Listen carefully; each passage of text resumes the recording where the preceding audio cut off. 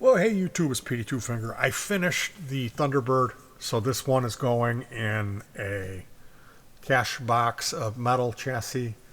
And I built an amp like this last year, but it had a spring reverb tank in it, spring driver, had a what's called a PAL M80 or M800, and that's a JFET based Marshall JCM emulator, and it really sounded good. I got a compliment from a guy who's a lifer rock and roller who doesn't use multi effects or tube amp modeling. He uses germanium fuzz and tube amps. That guy was like, "Man, that amp sounds good." It's like, wow, compliment from you. So yeah, it was a really good sounding amp.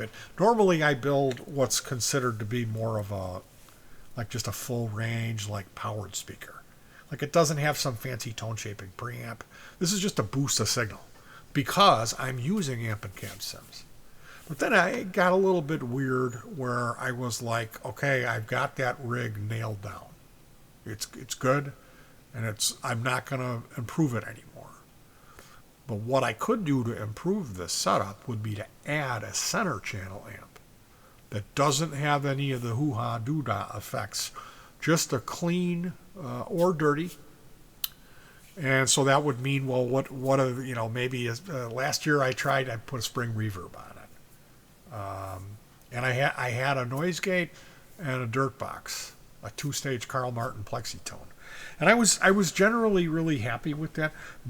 This one here is going to replace that, and this has more gain and no reverb, but hey, I could always reverb it. I got extra reverb pedals laying around. The point is, it's getting to the point where I could also set up. I've got that blue one with the reverb. Now I got this black one. They're both Marshalls. I can set those up stereo. And I would just need one more amp for the center channel. So this would be nixing my PA that I built.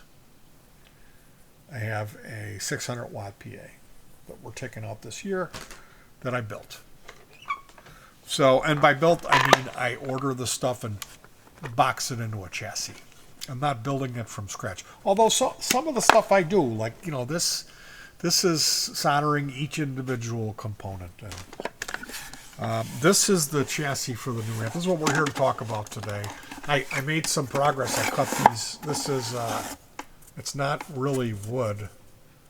It's chipboard, they call it. And there's these shelves here. This will hold the battery packs, amplifier board, preamp board, and I'm excited about this this beautiful tweed case. I had showed you guys this before, and I had mentioned that I was going to put a Marshall preamp in here, and then I thought about it. I'm like, man, tweed, it's not Marshall. Tweed is Fender. What are you doing? So I changed my tune. And I went and looked at my G deck, my Fender. I've got two Fender G decks that I got like unbelievably cheap. One was gifted to me. There's what it's going to look like. Just screw that in there and put a switch on it with a big honking 10 millimeter, like an amber LED. And the circuit is what's known as a Benson preamp. The Benson preamp is kind of new. It's new to me. I wasn't aware of it. It's a JFET preamp, which is exactly what I like. I did one last year, and I'll tell you what, that certain things really mate well with a Class D power amp.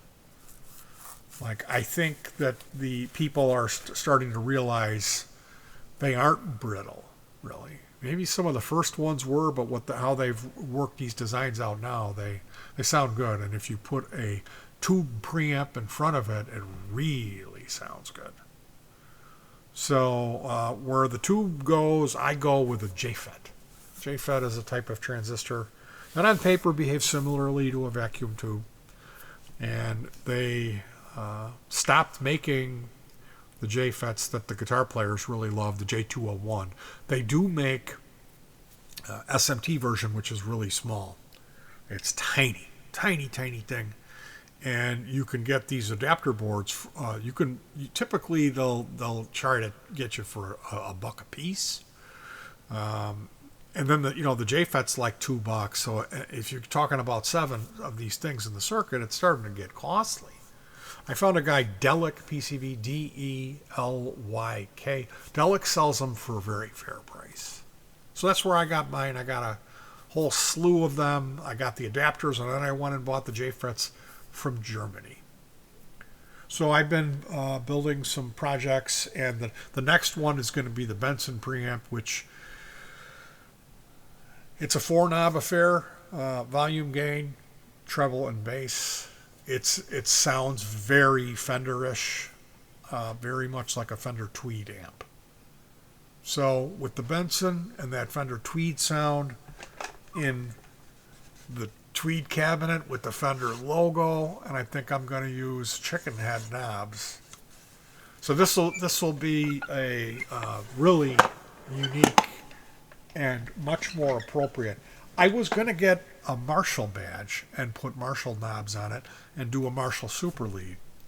The thing about that is I built the Marshall preamp for the super bass. Excuse me, not super lead, super bass. I didn't like the gain control, and it had just a ton of pots. It was 2 channels, so there's double sets of tone stack. So it's just kind of like the guys over at Tagboard Effects. I could only hope that they would spend some more time and come up with some new JFET circuit designs that have just what you need, which is volume gain, bass, mid-range, treble, and then maybe presence would be the best. So yeah, that's my plan. That's what I'm going to be throwing together, is this Tweed amp with a Benson preamp. And I mean, pretty much this will be, I'll build it, install it, and then test it out. I'm not gonna like wait to drill the holes, like test it out and see, do I like it? It's just gonna get made. And at that same turn of the screw, there is the chance, I could remove it and put a different circuit in. The only thing is the number of holes that you drill for the potentiometers. And with the fact I'm using chicken head knobs, those are pretty big. They take up a lot of space. So I'm gonna plan this one out carefully and take my time. So in the meantime, the Marshall, the Thunderbird, that's going to be the amp I'm going to work on till this other stuff comes in. And when I'm done, I'm going to end up with 2 Marshall style preamps with the Class D boards, and then I have a Fender. So I was thinking today, gee, you could just as soon set these Marshalls up. You have the reverb on the one side. Just use some pedals or a multi-effector. And then have the Fender, when I finish this Fender, because I've got a pair of Gauss 2148 400 watt spectacular, ridiculous guitar speakers. And then I have a Fender 12 in a little cabinet. So I could do a wet dry wet rig with these amps, these battery powered amps, and I could also use my MS2, my Marshall, my little 9-volt. I could strap it on my belt, and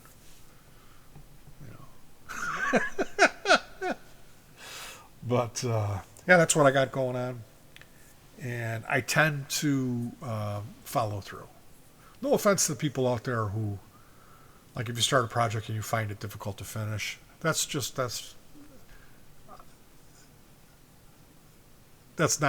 who I am. And it's not to say that if that's your thing, if you've got a bunch of half-finished stuff laying around, that you're bad or makes me any better than you. Of course not. Of course not. I'm lucky in that I've got a helper, and we do pretty well here as far as finishing stuff. And the funny thing about me and this channel is that at the same turn where I may make a lot of videos where I'm just talking. People oftentimes will make some comment like, no one cares. Well, in the beginning of every year, I drop an album. And to me, that's like where the rubber meets the road, and I'm actually making music. All throughout the summer, we're going out with this gear and performing with it all the time. It's like just about every weekend. So at the end of the day, I try to be nice, and I try to be realistic, and I don't want to be judgmental and look at other people, especially YouTubers, guys who tend to do the typical, hey guys, smash the subscribe button, and I've got this thing. I've always got this thing. There's brand new gear here every time you tune in. Those guys, they don't ever have any music, or they've really whatever they've got is the best thing that they've ever seen, and that's great.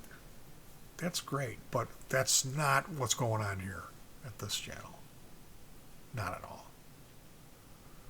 So I'm not here to tell you what's good or what's bad. I'm not here to tell you that I found some way that's smart or better. I just kind of do my thing, there's room for all of us here. And if that sounds like something you would enjoy, or if you're into doing projects and electronics, I'd love for you to comment. I love meeting people who are into this stuff. So take care of yourselves. I hope that your next, whatever it is you're working on or fires up on the first try. That's what I always like to say. Take care of yourselves, and peace.